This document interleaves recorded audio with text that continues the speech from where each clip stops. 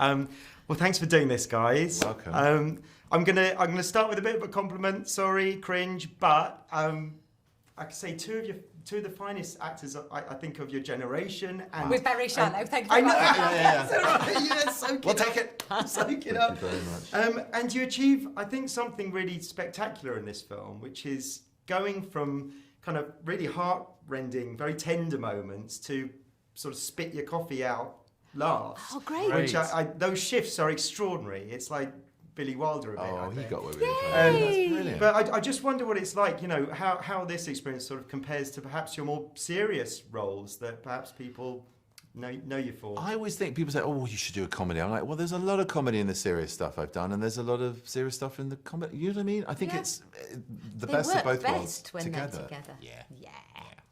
And, Well, I try to have fun in whatever job I do. I think it's important. It is important. So even if it's a really meaty, gotta have a giggle. You've got to have something about it that's fun. I've only done it a couple of times, really sort of switch into gear of just that's my working day and that's it. But then at the weekends, or even when I get home, or with the cast when we're not doing it on the set, then it's about fun again. It's a job, and it's a skill, and it's a craft, and it's an art, and all the important, intense, serious things. But it's also a lot of fun. It's a lot of fun, and the people you get to work with, you want to enjoy those moments. You want to savor them, and the people. We're lucky. Yeah, and on this one, we had some people. We had some. Alan, well, let me just ask about some of the people first. I mean, Jay Roach and the Tony McNamara script. I mean, this is an impossible one to say no to, right? Oh, yeah. Yeah, especially as we sort of dreamt it up. Yeah, it's our fault. It came to us through David Greenbaum, who used to be head of Fox Searchlight, and we both wanted to work with each other. They knew that. Why didn't we put Olivia and Benedict together? And there's some funny names that Olivia can do that come out of that, but in a film. And and then Tony McNamara was in the mix because of The Favourite, which was happening at the time. And it's just a long, boring story, but basically, it happened then 7 years ago. It took a long time to make, but it utterly irresistible. It had to be made. And when Jay came on board and his track record and how gorgeous a human being he is, he's a wonderful director to work for. He's just heartbreakingly nice. So sweet. And brilliant. He hit his head every day.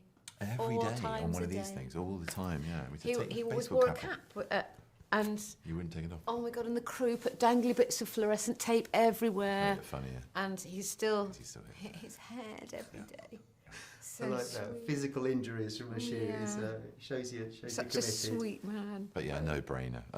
This all the ingredients. So I went off on a thing. Yeah. Would you, rather than set up your own characters, would you tell me about each other's character a little bit? Would you do that? So Olivia, would you just tell me a little bit about Benedict's character, if you would? So Theo, incredibly talented. I think probably we say brilliant about things that we don't necessarily mean, but I think potentially brilliant architect, and knows that he's good, which is rather attractive. Knows that he's good at what he does, and loving, funny, attentive, and really supportive of Ivy. I mean, amazing. So she thinks, this brilliant man thinks I'm ace. This is great. And then it goes a little bit wrong. To say the least. Yeah. Could you return the compliment there? Definitely.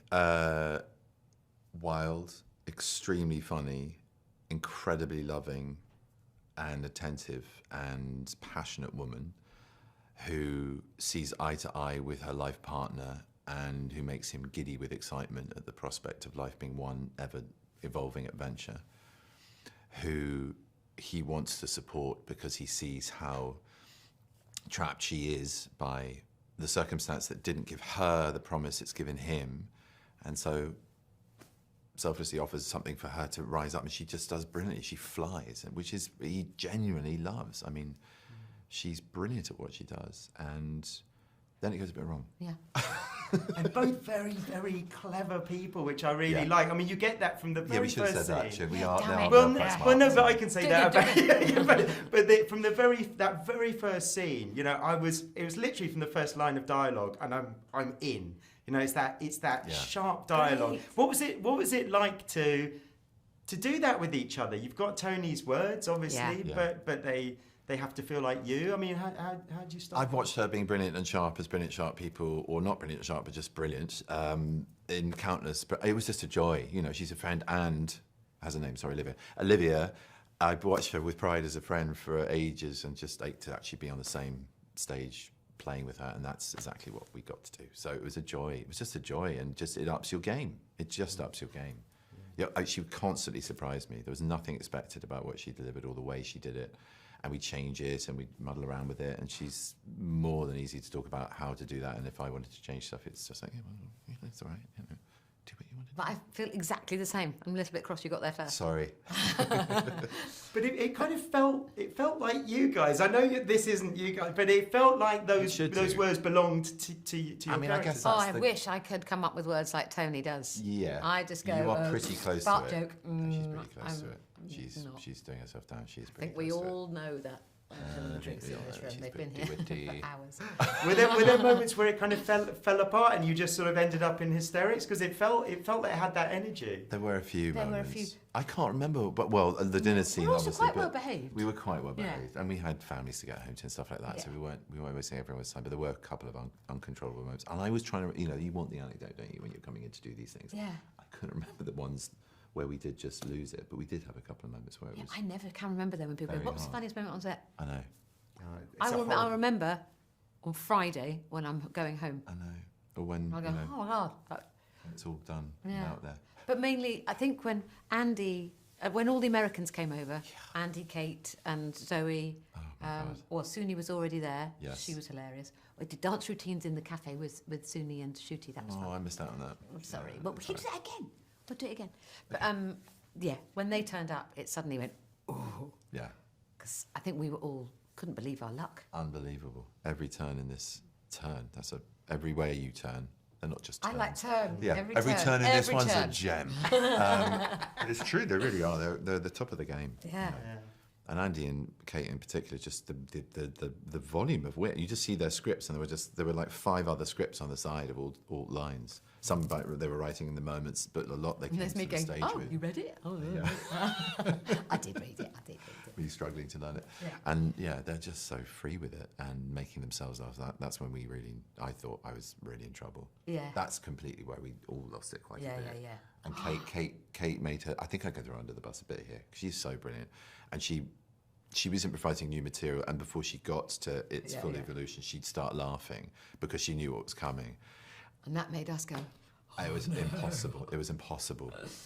Well, it lives on the in the film. It feels really brilliant, really electric. I just finally, because we're out of time. Oh, sorry. I just wanted to ask, and we'll make it just one sentence if you can. Yeah. I struggle to say to people what this film is about. I just said it's very funny. Just go and see it. But how would you sort of? I think that's great, isn't it? This film's very funny. Go and see it. Love, Life and Other Disasters. Ooh. Disasters? No, I don't know about that. Disasters is a really. I mean, the PR people are going, no! You don't want more disaster in their life. I think, It is funny. I think, particularly at the moment, isn't it nice to go and see a film where the Americans and the Brits are all having an absolute fucking blast? In a good blast. They're funny. A fucking good blast. A fucking good blast. But they are, having fun. Hey, thanks for watching. Don't forget to like and subscribe. ScreamingMovieNight.com